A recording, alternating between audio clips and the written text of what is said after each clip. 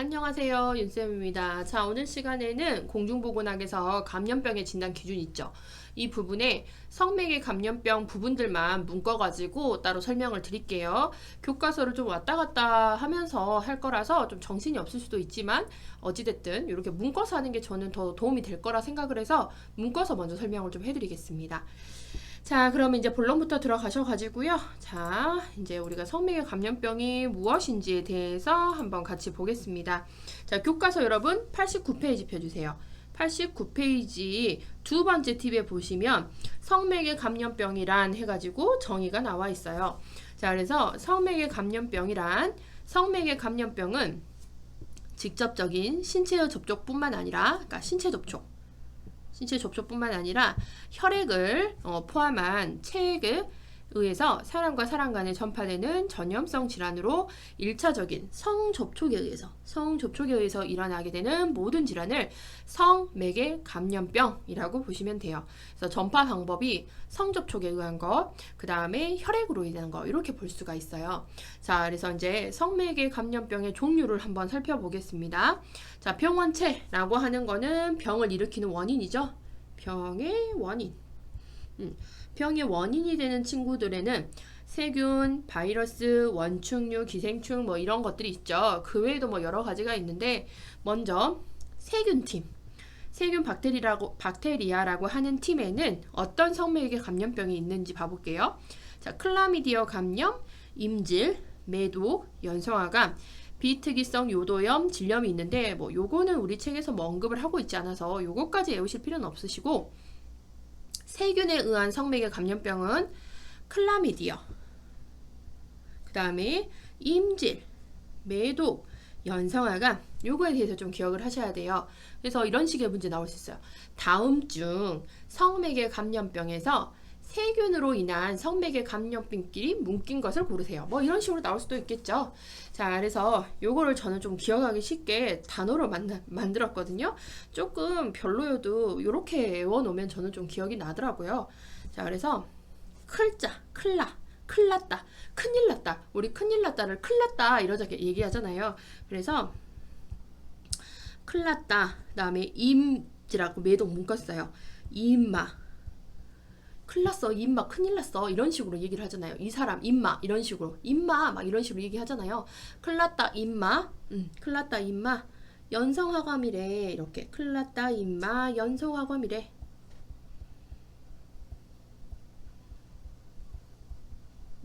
전 이렇게 좀 기억을 했어요. 큰일났다 임마, 연성화감이래.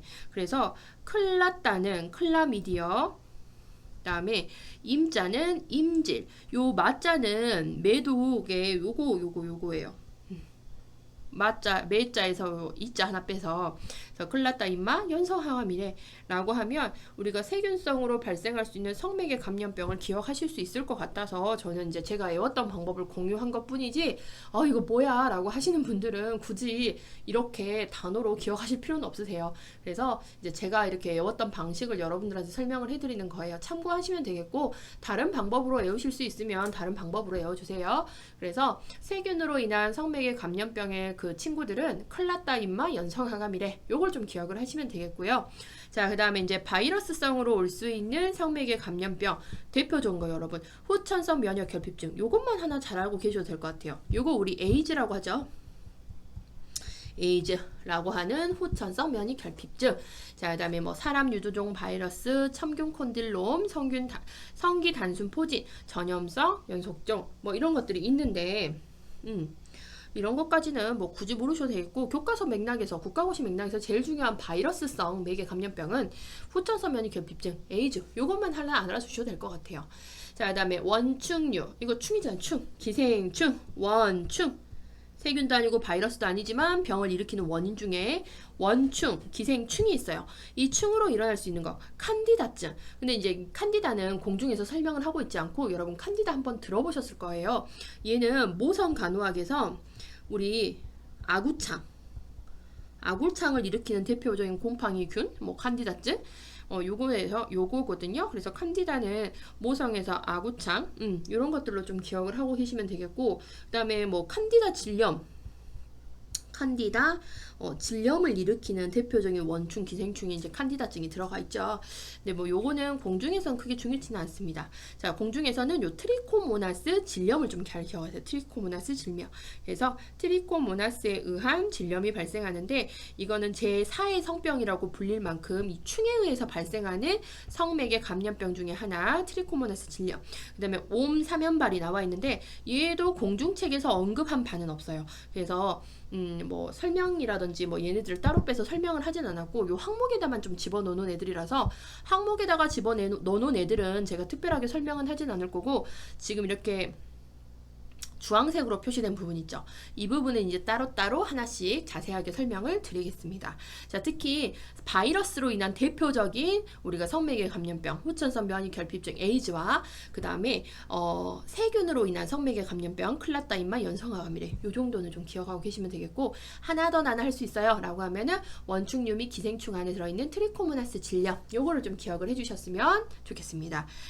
자, 그 다음에 이제 보시면은 우리 두 번째 팁에 2번에 보시면 감염병의 예방 및 관리에 관한 법률에서는 요 법규에서 나올 수 있어요. 여기는 법규랑 중복된 부분이고, 자, 법률에서는 성맥의 감염병을 7가지로 규정을 하고 있는데 이 7가지를 기억하셔야 되겠죠. 클라미디어, 임질, 매도, 연성화감. 여기까지는 아까 제가 단어로 말씀드렸죠. 클라타 임마, 연성화감이래 라고 이렇게 보시면 되는데 이렇게 보시고 성기에 단순포진 생겼대. 성기에 단순포진 생겼대. 그 사람이 누구냐면 첨규야. 전 이런 식으로 외웠거든요. 좀 별로 얼토당토 안 한 것 같지만 여러분 이렇게 좀 외워주시면 저는 기억에 남을 것 같아서 제가 어떻게 외웠는지 이런 식으로 좀 얼토당토한 이런 것들의 연관성을 해서 단어로 만들어서 기억을 하시면 기억에 잘 남거든요. 아무튼 여기 성기 연성화감이래. 성기에 이 사람이 이제 단순포진이 생긴 거죠. 성기에 단순포진이 생겼는데 그 사람이 누구냐면 첨규라는 애대 라고 하면은 우리가 법률상에 나오는 7가지 요거는 좀 기억하실 수 있을 것 같아서 저만의 그냥 팁을 여러분들한테 좀 공유하는 거예요. 저 선생님 뭐야 라고 이제 얘기하시는 분도 있을 건데 그런 분들은 좀 그냥 넘어가 주세요. 저는 이렇게 해서 외웠다는 거를 여러분들이랑 공유를 하는 거예요. 다시 한번 해드릴게요. 자, 클라타, 임마, 연성화감이래.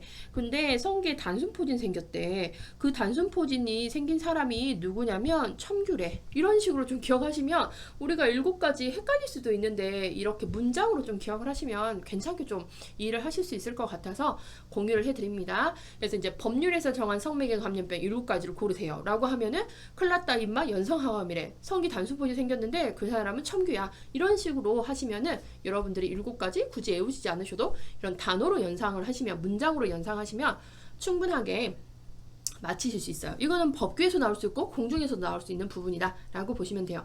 허나 국가고시에서는 그렇게 중요한 부분은 아니세요. 자, 그래서 보시면은 이제 요것들 있죠. 이 7가지는 다 사급입니다. 7가지 성맥의 감염병 법률로 정한 이 7가지는 이 얘들 다 사급 친구예요. 1급, 2급, 3급, 4급 배우셨죠? 자, 4급에 이렇게 꽂아져 있는 친구들이고 유행 여부를 조사하기 위해서 표본 감시 활동이 필요한 감염병이라고 보시면 되겠습니다. 그래서 이렇게 세균이랑 이 원충으로 되는 트리코모나스라든지 임질, 매동, 연성화감 얘네들 거의 다 4급이고요. 우리가 성맥의 감염병 하면 대부분 다 4급에 들어가 있고 그 중에서 이제 상급이 누구냐면 요 바이러스로 된 후천성 면역 결핍증만 상급으로 좀 분류가 되고 있어요. 이제 상급, 4급 구분을 하실 때 성병에서 성맥의 감염병에서 성맥의 감염병에서 급수 1급부터 4급을 이렇게 보잖아요.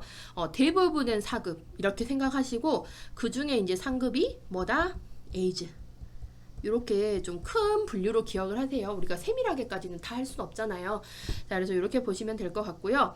자, 그 다음에 요걸 볼게요. 성병의 특징, 간호, 예방, 교육 방법. 요거는 이제 89페이지 첫 번째 팁, 99페이지 첫 번째 팁에 나와 있는 내용을 제가 써놨어요. 그렇기 때문에 이제 교과서 보시면서 참고하시고, 자, 먼저 성병은 매개물이라는 게 없어요. 매개물 없이 사람에서 사람으로 직접 전파합니다. 성적인 접촉에 의한 직접 전파되며 접촉자의 발견이 어렵기 때문에 그 관리가 어려워요.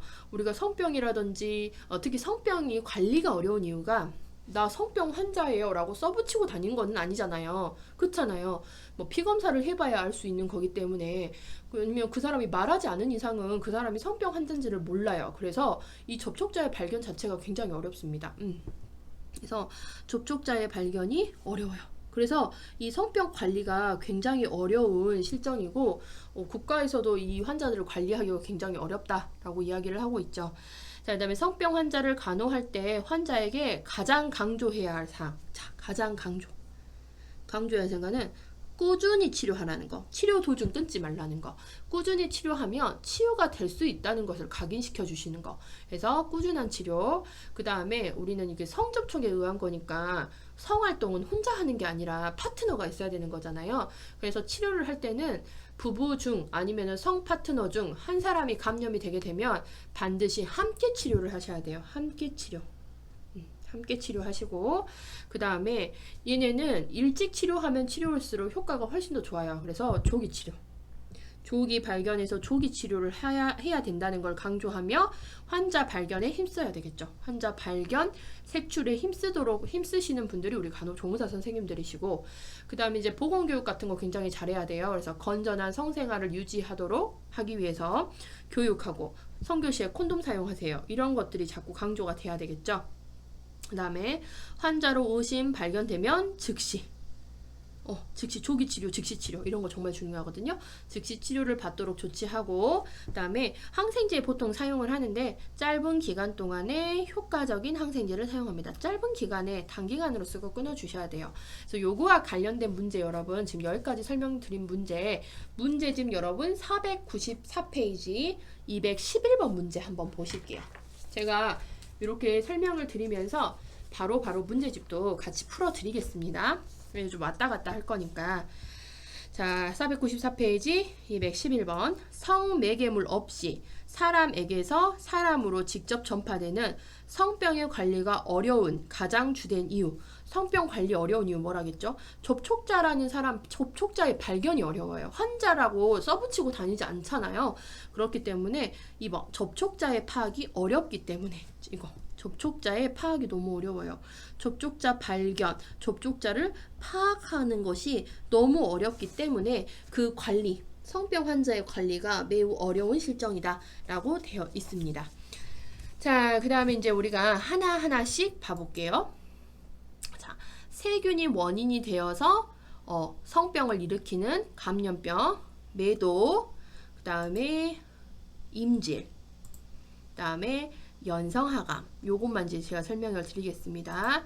자, 그래서 우리가 세균이 원인, 박테리아가 문제가 돼가지고 성병을 일으키는 친구들, 아까 뭐였죠? 클났다 임마, 클났다 임마, 연성하감이래. 요게 이제 세균 팀이었어요.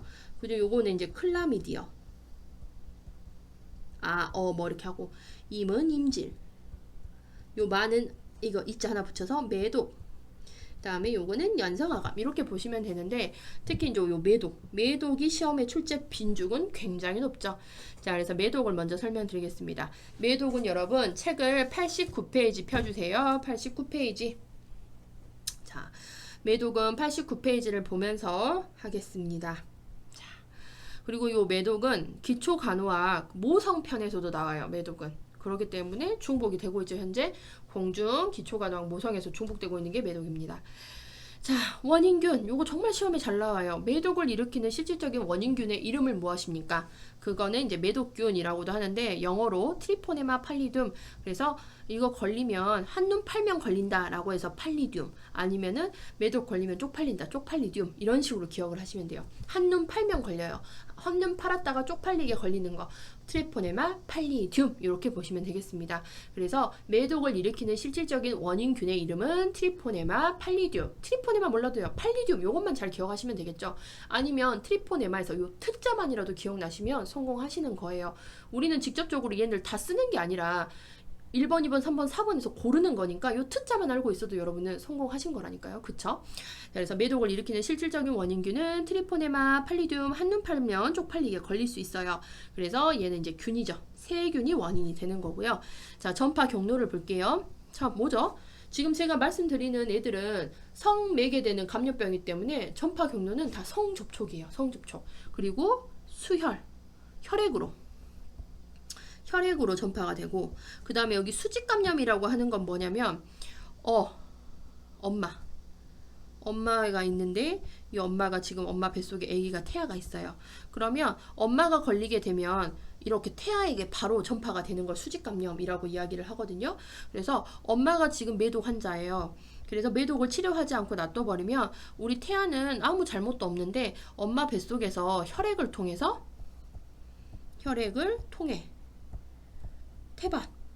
태반으로 이 매독균들이 넘어가서 태아는 아무 잘못도 없는데 그냥 매독에 걸리게 되는 거예요. 이런 것들을 수직감염. 엄마에게서 바로 태아로 내리 꽂아지는 거죠. 감염이 내려 꽂아지는 거. 이걸 수직감염이라고 이야기를 합니다. 근데 이제 성접촉, 수직감염, 수혈 이런 것들을 통해서 전파가 된다라고 보시면 되겠고, 자, 진단 시험에 잘 나왔어요.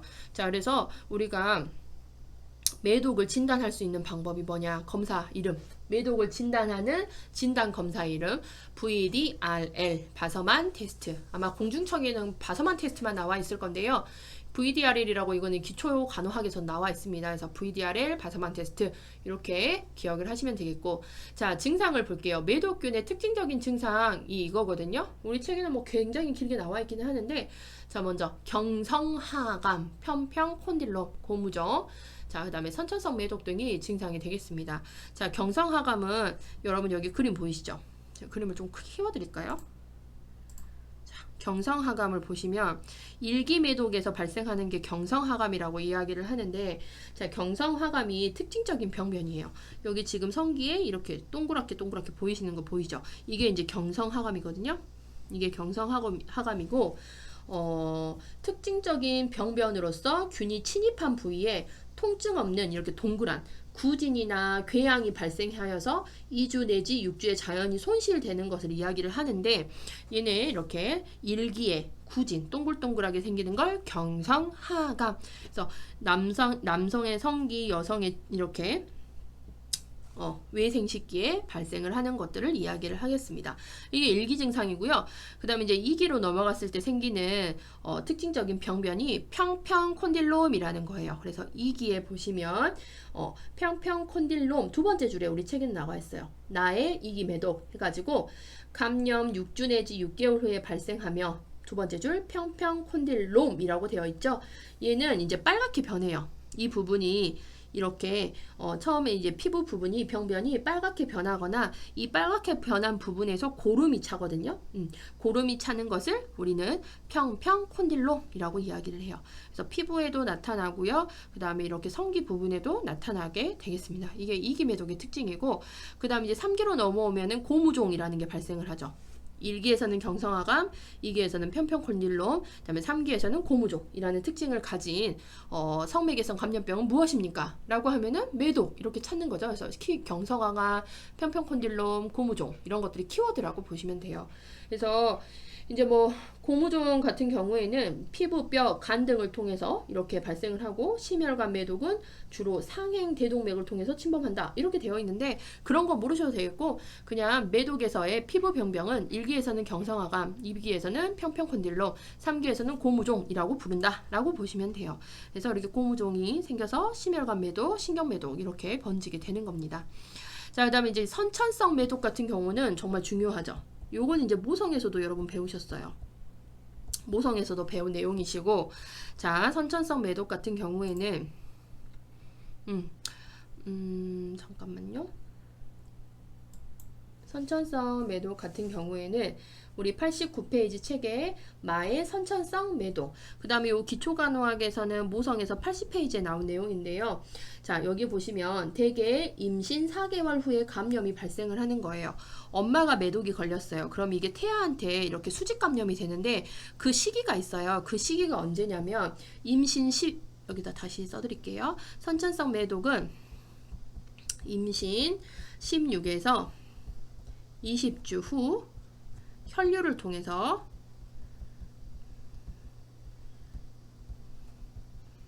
태반에 전파가 되죠. 그러면 우리 아이는 엄마가 매독에 걸렸기 때문에 태아는 아무 잘못도 없지만 그냥 이렇게 매독에 걸리게 되는 거예요. 그래서 매독을 가진 채 태어나는 것을 선천성 매독이라고 이제 이야기를 하거든요. 그래서 선천성 매독은 하나, 둘, 세 번째 줄 보세요. 선천성 매독은 생후 2년 후에 발병하며 허치슨 치아, 뭐 2년 후에 발병 이런 거 몰라도 돼요. 선천성 매독을 가지고 태어난 우리 아이들의 특징을 보면은 외모적인 특징, 허치슨 치아. 그래서 이빨 모양이 동물처럼 이렇게 뾰족뾰족한 이빨로 태어나요. 우리 이빨 네모네모잖아요. 그런데 허치슨 치아라 해서 이렇게 이빨이 뾰족하고요. 그 다음에 뭐 간질성 결막력, 군도 정강이. 군도 정강이는 정강이가 휘어져서 나오는 걸 이야기를 하는데, 이거보다는 뭘 기억하셔야 되냐면 외모적인 특징에서 허치슨 치아와 스네플즈, 코에 고름이 차 있어서 나오는 거예요. 코에 고름이 꽉 차 있어요. 이거를 스너플즈라 하겠고, 그 다음에 코 모양이 안 예뻐요. 콧대가 없어요. 콧대가 안장코 모양이에요. 안장코. 그 여러분 자전거 안장 아세요? 자전거 안장 보면 이런 식으로 생겼잖아요. 그래서 코 모양이 콧대 없이 이렇게 눌러져 있는 안장코 모양에다가 이 코 안에 고름이 차 있는 스너플즈. 요게 외모적인 특징의 세 가지예요. 허치슨 치아, 스너플즈. 그다음에 이제 공중에서는 군도 정강이를 말하고 있는데, 보통 시험 지문에서는 허치슨 치아, 스너플즈, 안장코를 가지고 태어난 아이는 어떤 감염병에 걸린 겁니까? 매독, 이렇게 찾는 그런 키워드로 또 들어가게 되겠습니다.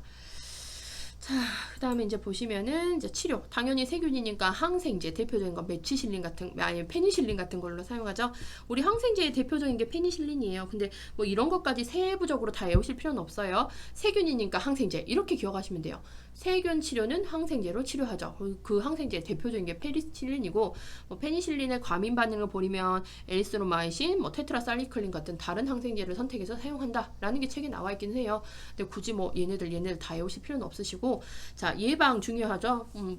뭐 우리 공중에서는 예방을 가장 중시하니까 예방 가장 확실한 방법은 매독 환자와의 성적인 접촉을 피하는 거. 성적으로 전파되니까 성적 접촉을 피하는 거고, 근데 나 지금 매독 환자예요 라고 하면서 이렇게 써붙이고 다니는 사람 없잖아요. 그리고 보통 성질환에 걸린 사람, 성감염병 걸린 사람들 같은 경우는 이제 좀 숨기기 급급하시잖아요. 그렇기 때문에 이거 나 뭐 성병 걸렸어요, 나랑 성관계 합시다, 이렇게 하는 거 아니니까 그런 것들을 다 숨기고 성관계를 하거든요. 그렇기 때문에 성관계를 하실 때는 반드시 콘돔을 사용을 하셔야 되겠죠. 콘돔을 사용하셔서 얘네들이 전파되지 않게 안전하게 이제 성활동을 하시는 거, 이런 것들이 권장이 되고 있습니다.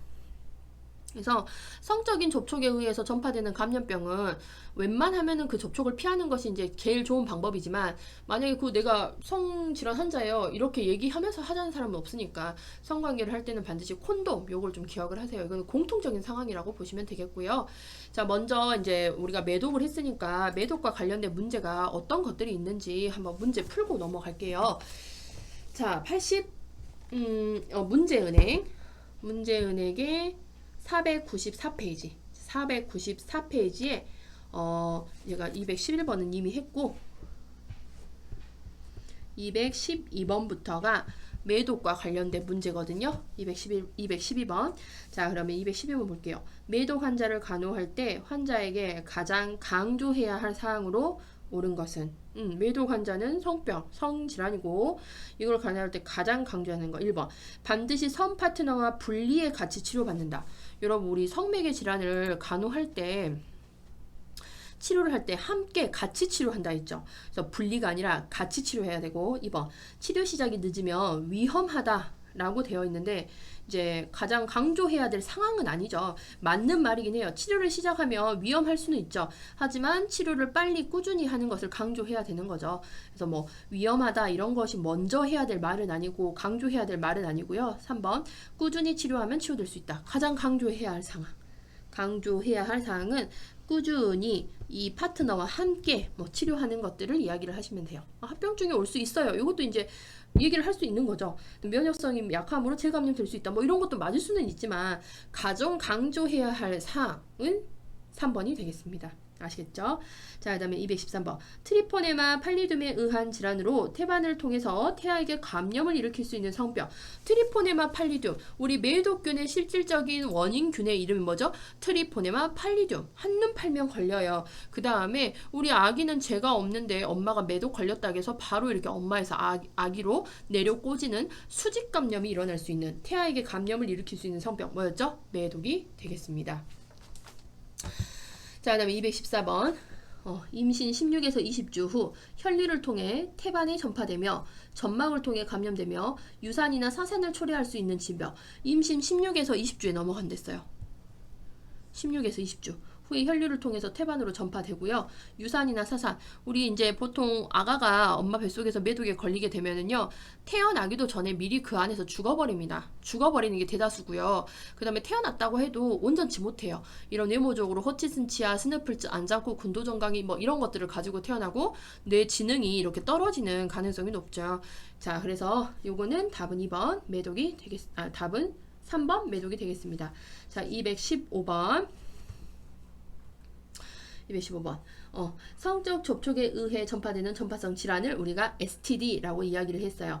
STD에 속하는 질환끼리 나열된 것은, 제가 말했잖아요. 이런 문제 나올 수 있다고 여기 위에서 말씀드렸죠. 성매개 감염병을 STD라고 이야기를 하는데, STD에 속하는 것. 자, 1번. 임질. 맞죠? 이마 할 때 임질. 성홍열, 황열 아니에요. 자, 매독, 연성아가 임질. 그래서 제가 요것만이라도 기억하시라 했죠. 클났다 임마 연성아감이래. 임마, 연성아감이래. 답은 2번이 되겠습니다. 3번은 자궁내막염 아니고 발진열도 아니고, 4번에 발진티푸스 아니고 홍역 아니고, 5번에 발진열, 레지오넬라증, 렙도스피라 다 아니었어요. 그래서 다음 중 성맥의 성전파성 그 감염병끼리 옳은 거 하면은 기본적으로 클라타 임마 연성하감이래. 요거랑 후천성 면역결핍증, 트리코모나스 질염 요 정도는 좀 알고 계셔야 풀어낼 수 있는 문제였습니다. 외워야 돼요. 근데 우리 다 외울 수는 없으니까 그나마 교과에서 좀 많이 나오고 그나마 시험에서 많이 나오는 요것들만 좀 외우시라고 제가 이제 뽑아봤어요. 자, 그 다음에 몇 번을 해야 되죠? 216번. 자, 216번. 성병 중 매독 관리에 대한 설명으로 옳은 것은, 자, 1번. 매독은 임신이 되기 전에 반드시 치료해야 된다 라고 되어 있는데, 여러분 그 매독이 임신 중에 걸렸잖아요. 그러면 얼른 조기 발견해서 조기 치료하면 우리 태아에게 넘어가지 않아요. 특히 요 16에서 20주 되기 전에 발견해서 치료를 하면은 우리 태아도 안전하게 태어날 수 있거든요. 그래서 되기 전에 반드시 치료가 아니라 임신 16에서 20주 안에 혈류를 통해서 이 매독균이 태반을 넘어가기 전에만 발견해서 치료를 하면 우리 태아도 건강하게 태어날 수 있다라고 보시면 되겠고요. 자, 그 다음에 2번. 광범위한 테트라사이클린을 사용하여 환자를 치료한다 라고 되어 있는데, 매독은 광범위까지도 아니고 페니실린 주로 사용하면 돼요. 항생제 페니실린을 사용해서 환자를 치료하시면 되겠습니다. 그 다음에 뭐 페니실린이 문제가 된다면 테트라사이클린, 에리스로마이신 이런 것도 사용하시면 되겠죠. 굳이 뭐 광범위하게 이런 것들 들어갈 필요가 없고요. 자, 그 다음에 3번. 부부 중 한 사람이 감염되었을 때는 감염된 사람만 이렇게 되어 있는데, 한 사람만 하는 게 아니라 우리 성활동은 혼자 할 수 있는 게 아니잖아요. 같이 하잖아요. 그렇기 때문에 항상 성에 관련된 질환 같은 경우는 반드시 치료를 할 때 함께 꾸준히 치료받도록 이렇게 하셔야 되겠고, 자, 그 다음에 4번. 태아의 선천성 매독을 예방하기 위해서 임산부에게 매독 검사를 실시합니다. 맞아요. 그래서 산전 검사 항목에 출산 전 검사 항목에 매독 검사가 있어요. 그래서 우리가 매독 검사 항목 뭐였었죠? VDRL, 바서만 테스트 이런 거를 통해서 우리 엄마한테 매독이 있는지 확인을 하고, 엄마가 매독이 양성이 나왔어요. 매독균이 있다고 이제 지금 나왔죠. 나왔을 경우에는 조기 치료를 해서 우리 태아에게 16에서 20주 안에 넘어가지 않게 이전에 치료를 한다. 요거는 거의 모성 내용이라고 보시면 될 것 같아요. 그 다음에 5번. 분만 직후 신생아 눈에 질산은 용액이나 항생제를 점정한다 라고 되어 있는데, 요 질산은과 관련된 건 여러분 임질이 질산은이에요. 질산은. 자, 그 다음에 217번 두 번째 줄. 매도 환자에게 교육을 할 때 교육자로서 바람직한 역할은 무엇입니까? 자, 1번. 임신 중 매독은 태아에게 감염될 수 없음을 설명한다. 임신 중에 우리 태아한테 넘어가죠? 이걸 수직 감염이라고 했어요. 수직 감염. 자, 2번. 매독은 간접 접촉이 아니라 무슨 접촉죠? 직접적으로 성접촉, 직접 성접촉에 의한 감염성 질환. 자, 그다음 3번. 매독은 치료 가능한 질환이므로 성실히 치료에 임할 것을 권한다. 맞아요. 3번. 조기 발견해서 조기 치료하면 문제 될 거 없어요. 자, 그다음에 4번. 완전히 치료하기도 전에 성적 접촉은 가능하다는 것. 완전히 치료하기 전에도 성적 접촉은 가능하다는 거.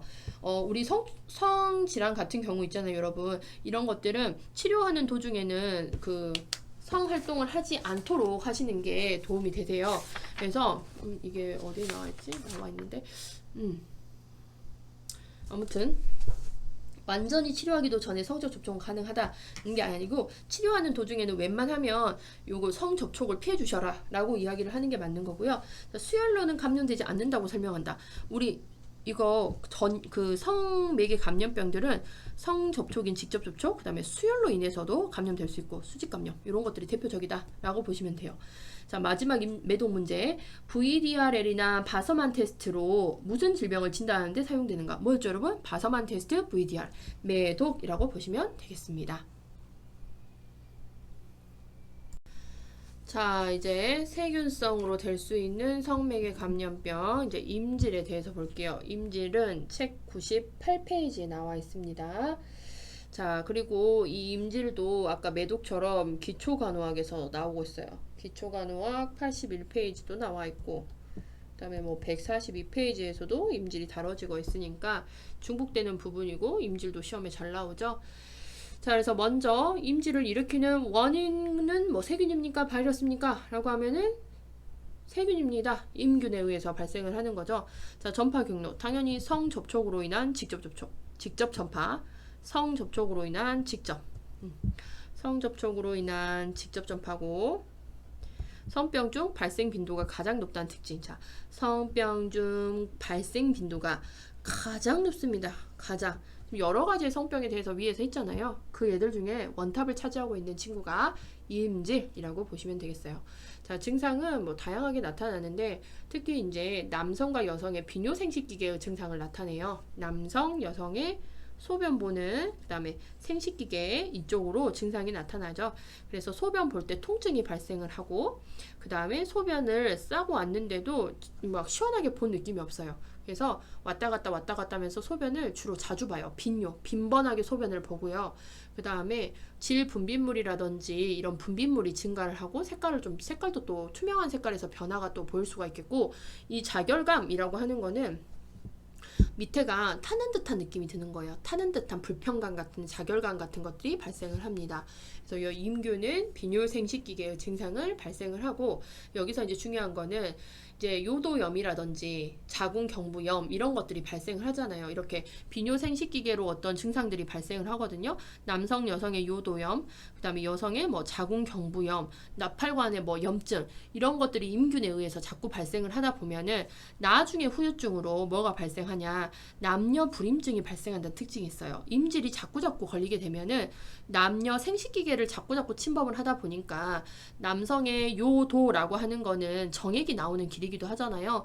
이 길이 막혀버릴 수가 있겠고, 그 다음에 여성의 뭐 나팔관이라든지 자궁경부 이런 쪽에 계속 임질이 발생을 하다 보면은 이 부분의 염증성으로 인해서 자궁의 뭐 모양이라든지, 그 다음에 나팔관의 모양이 변화나든지, 그 나팔관이 뭐 유착이 된다든지 이런 식으로 변해버려요. 그래서 남녀가 불임이 발생을 하죠. 불임증. 그래서 이 불임증 잘 기억하세요. 특징적인 거예요. 임균이 주로 발생하는 사람들의 후유증은 불임증이 잘 발생하고, 남성, 여성 모두. 그 다음에 우리 이제 이렇게 임균을 가진 우리 엄마가 질식분만이라고 하는 건 자연분만이거든요. 자연분만 시 신생아는 그 길을 따라서 이렇게 나오잖아요. 그 길을 따라서 특히 눈에 임균이 들어가는 경우가 있어요. 그래서 임균을 가지고 있는 우리 엄마, 임균을 가지고 있는 이 엄마가 질식분만을 할 때 신생아 안염에 걸릴 수 있어요. 신생아 안염. 자, 요거는 모성에서 나온 얘기예요. 신생아 안염.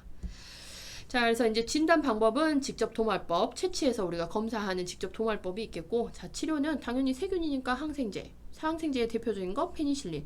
그 얼마 전 그 국가고시에 다음 중 항생제를 고르세요 라는 게 있었거든요. 그래서 대표적인 거 페니실린 이게 답이었어요. 근데 다 틀리셨더라고요. 아니, 대부분 맞으셨고 몇 분의 분들에서는 틀리셨는데, 수업 시간에 페니실린은 뭐 기본적으로 말씀드리는 거잖아요.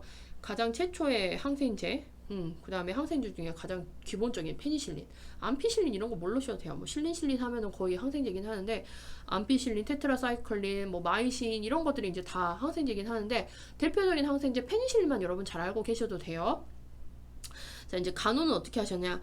분비물이 눈에 오염되지 않도록 하는 것이 가장 중요하죠. 특히 우리 신생아 같은 경우에는 산도를 통해 나오면서 그 산도에 있는 임균이 아기 눈에 들어가니까 분비물이 눈에 오염되지 않도록 하는 것이 가장 중요하고, 이게 신생아 안염을 예방하기 위해서 뭘 하죠? 모성에서 나온 거예요. 신생아 안염 예방을 위해서 우리 신생아가 태어난 즉시 눈에다가 1% 질산은 점적, 뭐 이런 말들 굉장히 잘 나오고 있죠. 그래서 우리가 이제 임질에서 기억하셔야 되는 거는 성병 중에 발생 빈도가 가장 높다는 사실과, 그 다음에 당연히 성접촉으로 된다는 것, 그 다음에 증상으로는 비뇨생식계의 증상으로 소변 볼 때 아프고, 소변을 봤는데도 시원치 않고 계속해서 소변 보고 싶은 느낌, 빈뇨가 발생을 하고 분비물 나오고, 밑에 타는 듯한 불편감이 발생을 해요. 근데 이제 비뇨생식기계로 염증이 생기면서 후유증으로 남녀 불임증이 있다는 특징적인 거, 그 다음에 신생아 안염을 유발한다는 그런 특징적인 거, 이런 것들을 좀 기억을 하시면 되겠습니다. 그래서 이렇게 주황색으로 써져 있는 친구들이 거의 이제 키워드라고 보시면 될 것 같습니다. 자, 그 다음에 이제 그 99페이지에 그 우리 임질에서 8번 주의사항을 보시면 또 나와 있죠.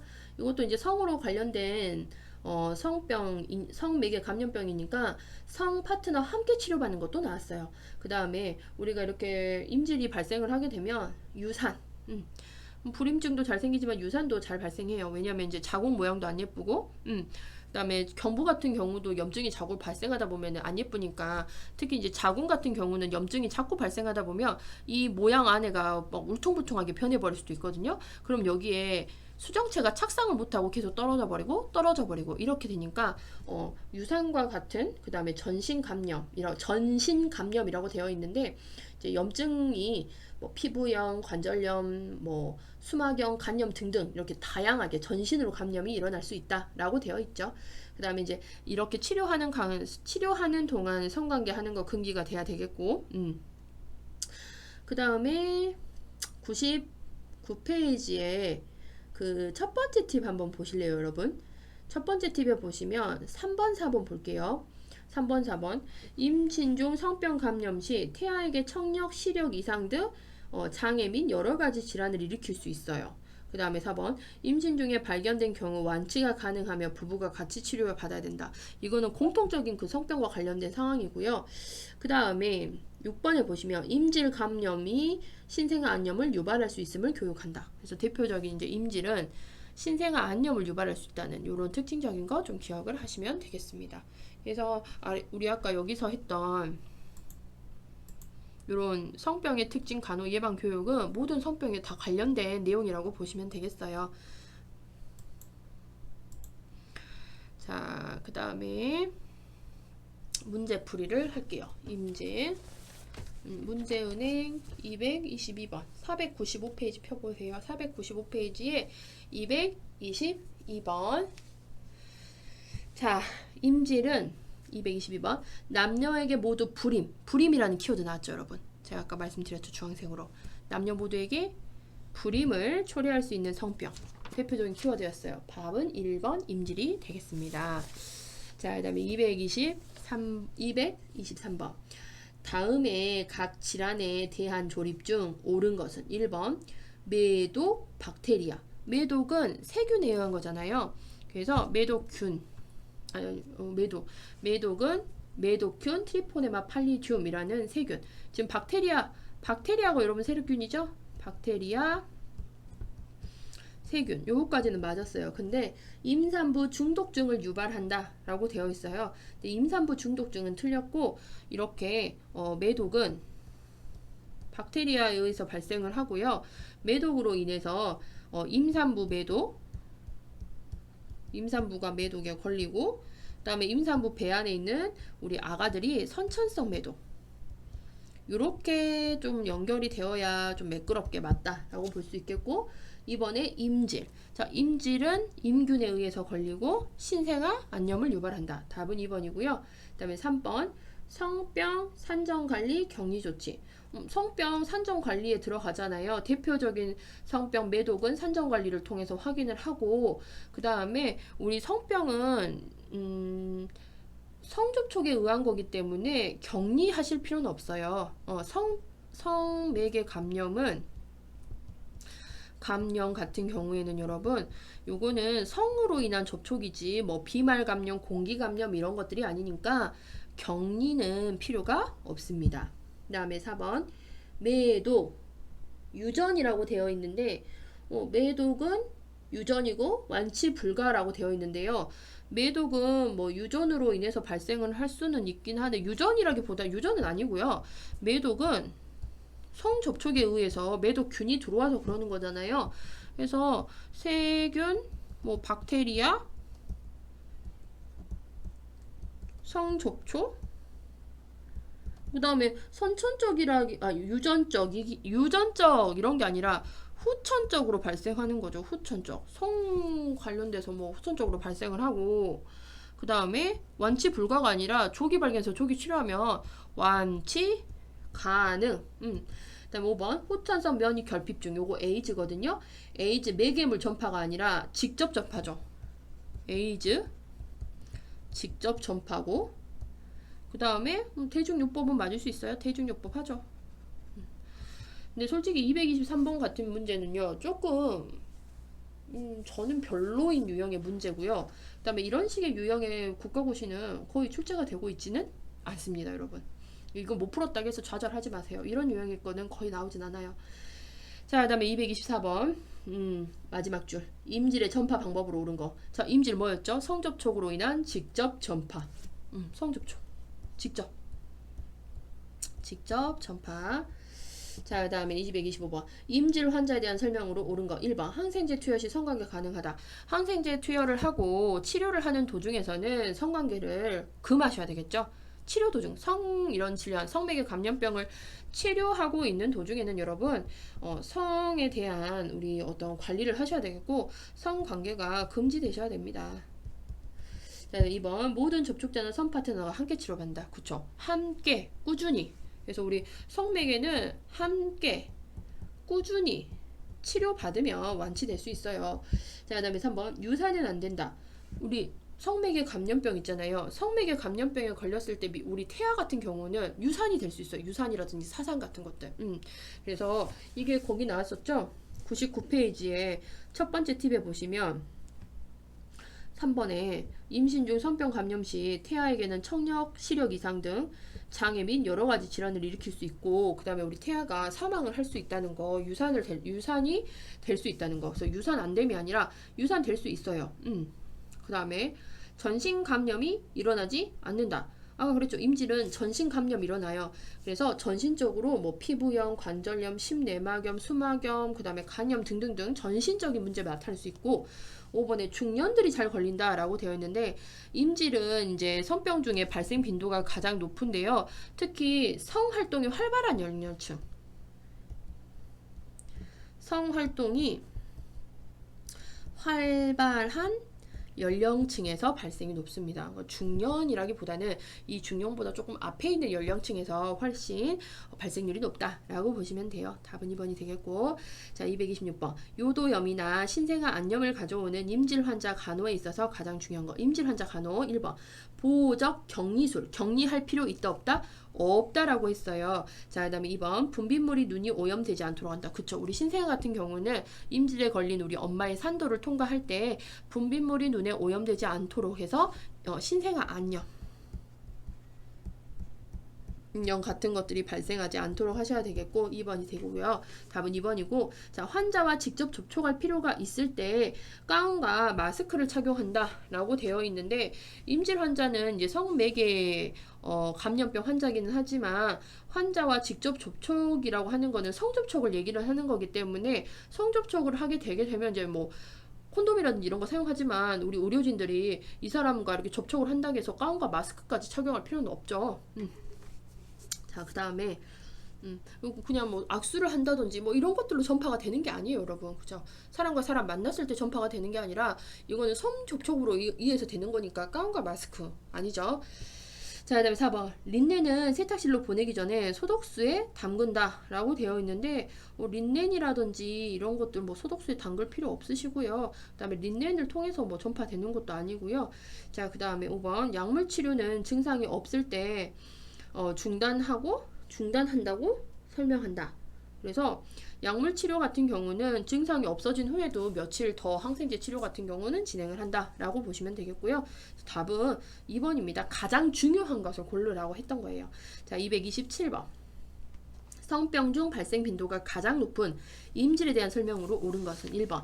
수혈에 의해서 전파된다 라고 되어 있는데 수혈에 의해서도 전파가 될 수는 있기는 하지만 이제 이거 같은 경우는 우리 임질 같은 경우는 전파 경로가 여러분 성전파입니다. 임질은 성이에요. 성. 수혈이 아니라 성접촉.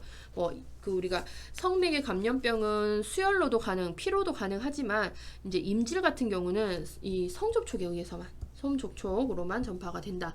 자, 그다음에 여자에게만 합병증으로 불임이 올 수 있다. 아니죠. 남녀 모두라겠어요. 남녀 모두 불임증. 자, 타닌이 치료제이다. 타닌이 아니라 항생제, 페니실린이 치료제죠. 자, 4번 트리포네마 팔리듐에 의한 거. 트리포네마 팔리듐이 원인이 되는 거는 매독이었고 얘는 임균에 의해서였어요. 자, 그다음 5번 화농성 요도 분비물, 배뇨시 통증, 자결감, 항문 직장 불편감. 맞아요. 이게 답이거든요. 그래서 배뇨시의 통증, 빈뇨, 분비물 증가, 자결감, 그 다음에 생식기 바로 뒤쪽에 보시면은 항문이 있고 항문 위에 직장이 있잖아요. 이런 부분도 불편감이 생길 수가 있습니다. 답은 5번. 자, 그 다음에 228번을 보겠습니다. 결혼한 지 6개월 된 인부가 임질을 진단받고 몹시 당황해하고 있어요. 이 인부의 치료를 위한 간호조무사의 설명으로 옳은 것은 이렇게 되어 있거든요. 1번 분만 시 임균이 경관에 존재하면 신생아에게 위험을 초래할 수 있다. 답은 1번이죠. 신생아 암염 같은 거 유발할 수 있어요. 2번 치료가 끝날 때까지 효과적인 항생제를 사용한다 라고 되어 있는데 우선은 짧은 기간 동안에 효과적인 항생제를 사용을 하는 게 맞는 거고요. 그 다음에 남편은 검사 받지 않아도 된다. 남편도 함께 검사를 받고 함께 치료를 받으셔야 되겠죠. 성관계 시에는 콘돔을 사용하지 않도록 한다. 콘돔 반드시 사용하셔야 되겠고 항생제를 투여하면 성관계를 할 수 있다. 아니죠. 항생제 투여하고 치료하는 동안에는 성관계가 금해지셔야 되겠습니다. 자, 그다음 229번 한번 볼게요. 성병 관리에 있어서 간호조무사의 임무를 설명한 것으로 옳지 않은 것. 옳지 않은 것이에요. 자, 의사와 간호사를 도와 클리닉 또는 가정방문을 통한 환자 발견에 힘쓴다. 맞죠? 그다음에 의심되는 환자가 발견되면 의사를 찾아가 치료받도록 권하셔야 되겠고, 그쵸? 임신 중 매독에 감염되지 않도록 교육하고. 그다음에 4번 임신 중 매독에 감염된 것이 확실하면 임신 중기 이후에 치료받도록 한다. 우리 매독 같은 경우에는 여기 이제 매독 문제긴 하는데. 우리 여러분 매독은 임신 16에서 20주 후에 혈류를 통해서 태반으로 전파돼서 우리 아이에게 수직 감염이 되기 때문에 임신 중기가 아니라 초기에 그러니까 16에서 20주 넘어가기 전에 치료를 받도록 해요. 중기 이후면 한참 지나서거든요.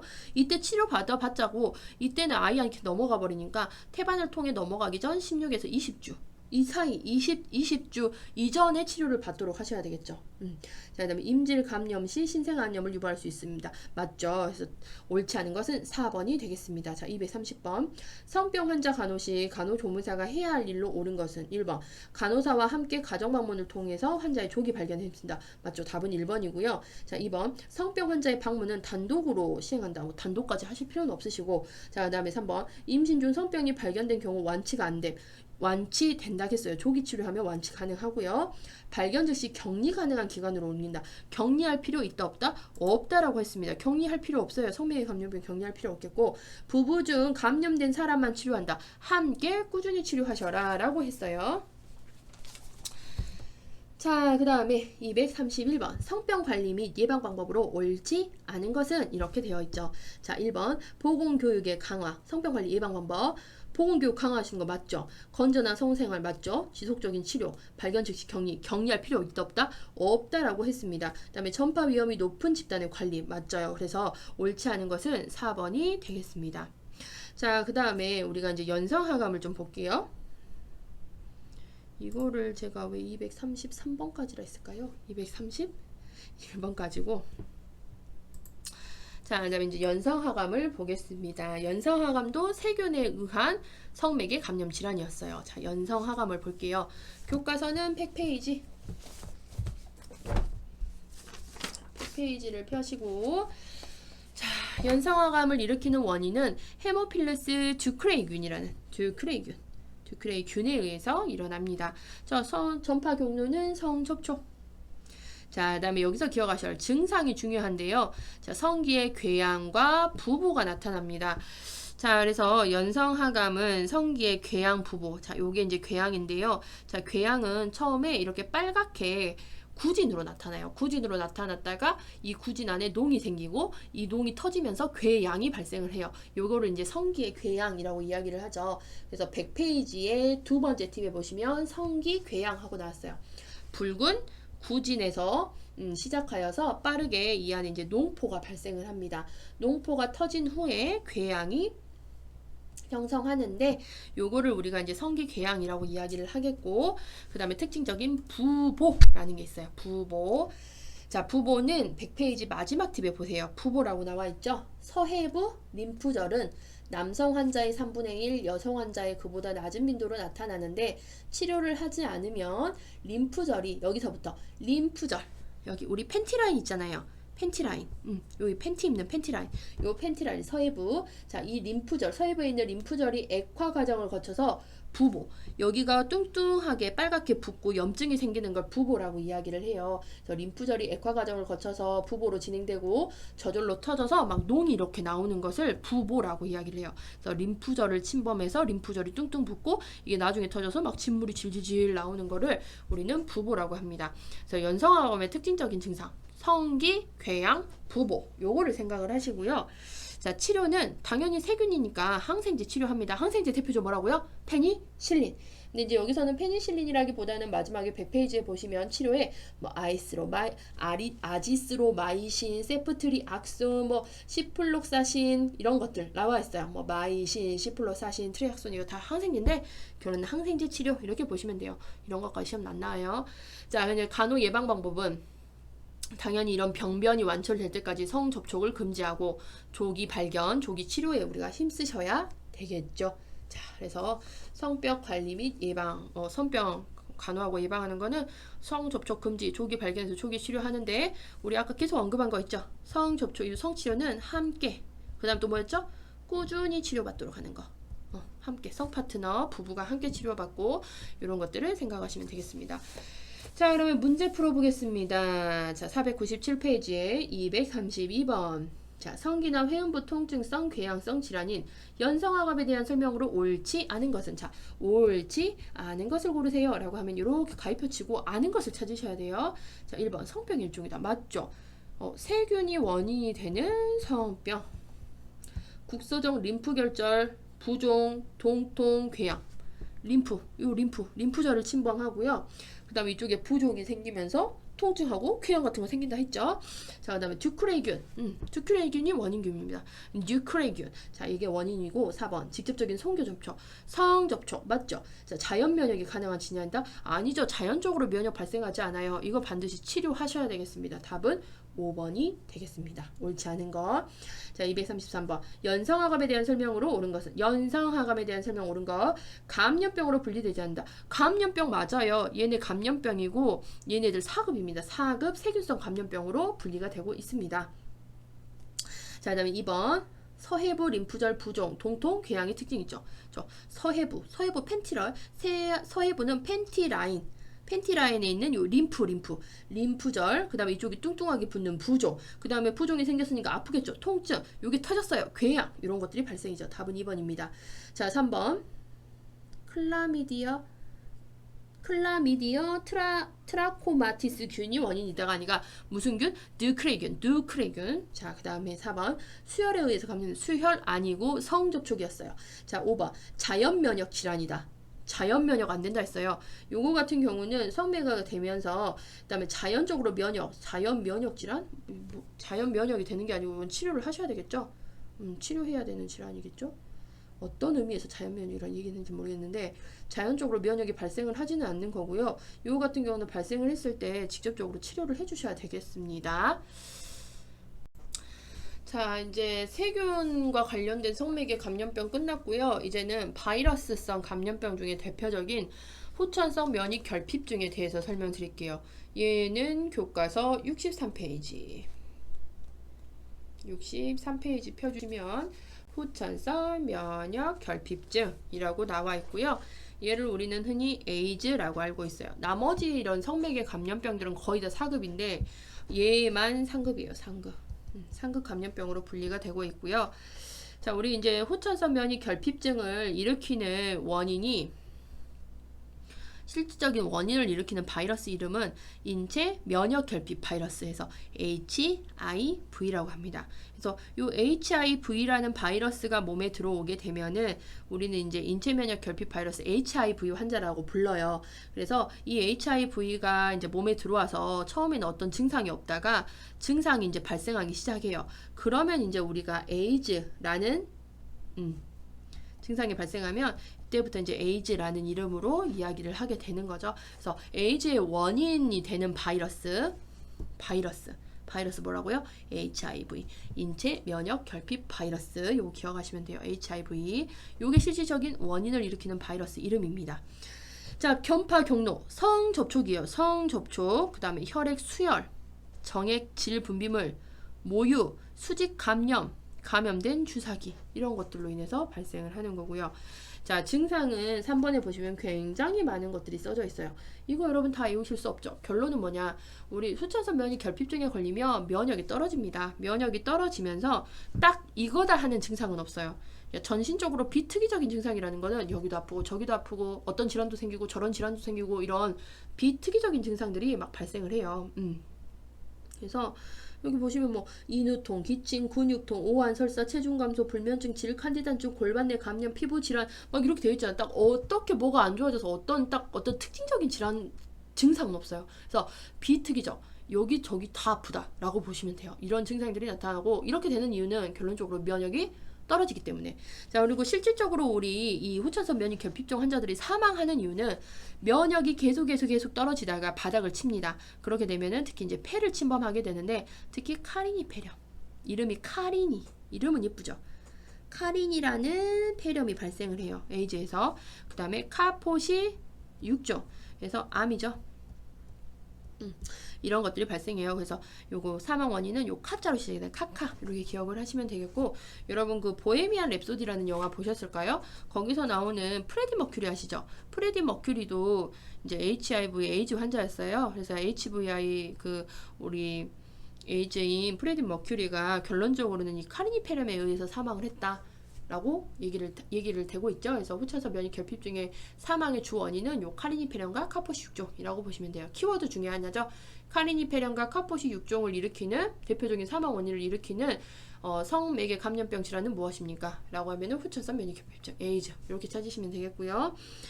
자, 그 다음에 이제 진단을 하기 위해서는 검사를 하는데 효소 면역 반응 검사, 그래서 이름이 엘리사 웨스턴, 웨스턴에서는 엘리사 이런 식으로 기억하시면 되겠죠. 웨스턴, 엘리사, 웨스턴에서는 엘리사 이런 식으로 기억을 하시면 돼요. 자, 그 다음에 이제 치료는요, 결정적인 치료제가 없다는 게 문제죠. 에이즈는 결정적인 딱 이거다 하는 치료법은 아직은 없고요. 이제 63페이지에 6번에 보시면 그러나 항 HIV 약제, HIV를 반대하는 약제를 한 가지만 쓰는 게 아니라 세 가지 이상 동시에 투여하는 강력한 항레트로바이러스 치료법, 칵테일 요법이 현재는 사용이 되고 있습니다. 결정적인 치료제는 없기는 해요. 그런데 이렇게 칵테일 요법 세 가지 약을 동시에 씀으로써 바이러스 활동이 이렇게 활발하지 않게 하기 위해서, 전파되지 않게 그 바이러스의 기운을 눌러주는 그런 요법을 지금은 사용을 하고 있습니다. 치료는 아니고요.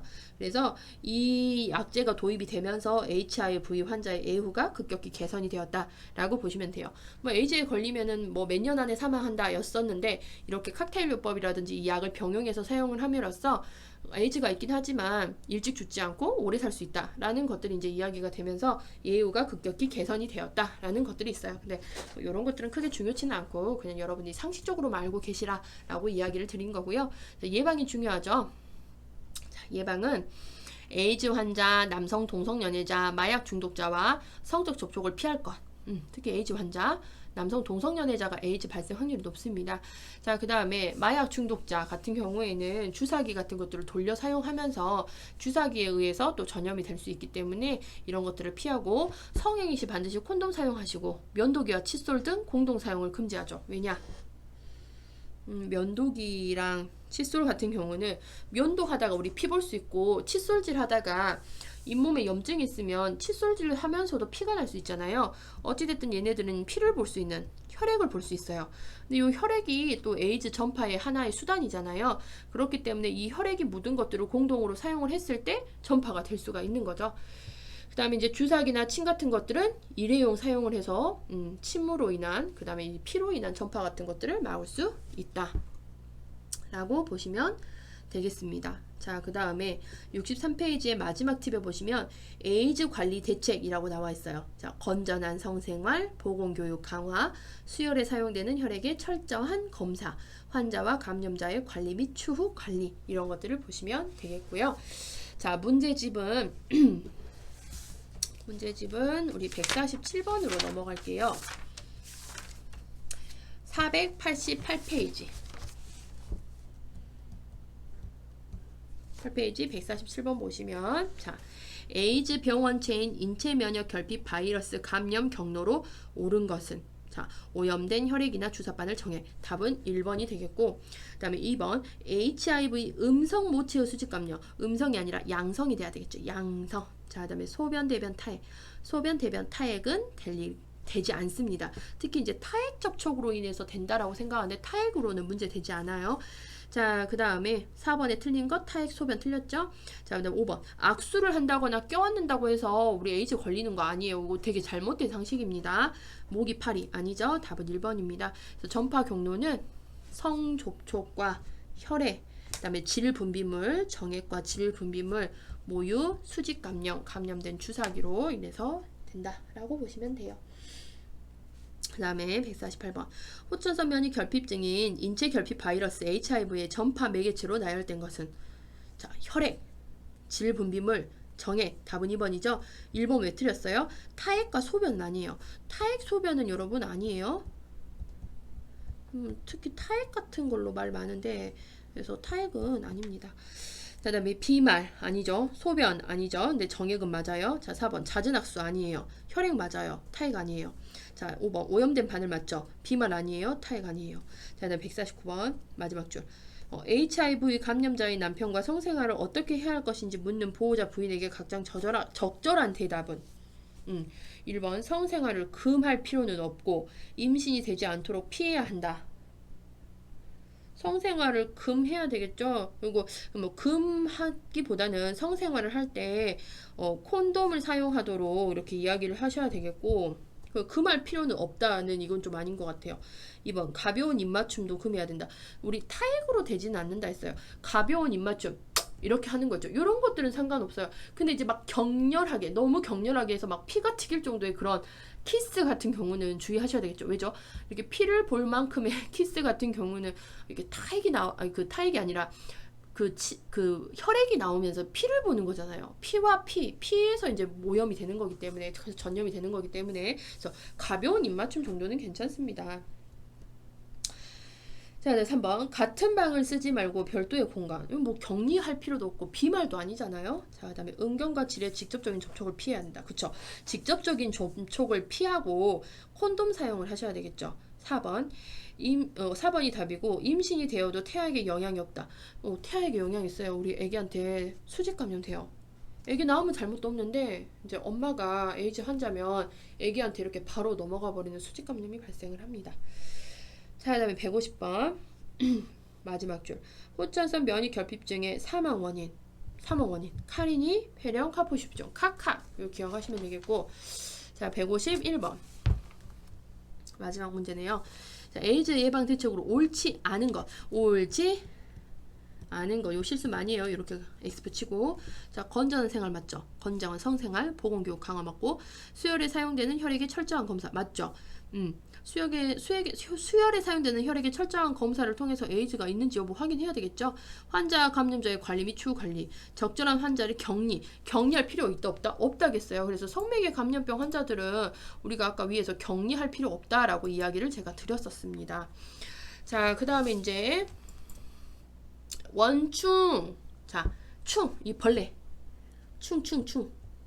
자, 원충 기생충성 성매개 감염병은 질 트리코모나스 질염 요것만이라도 좀 보자라고 했어요. 그래서 113페이지 가보세요. 책 113페이지. 자, 그래서 질 트리코모나스 질염 하면은 자, 원인은 질 트리코모나스라는 요 얘 때문에 걸리는 거예요. 질 트리코모나스. 자, 그 다음에 우리나라 특징. 우리나라에서 감염률이 높습니다.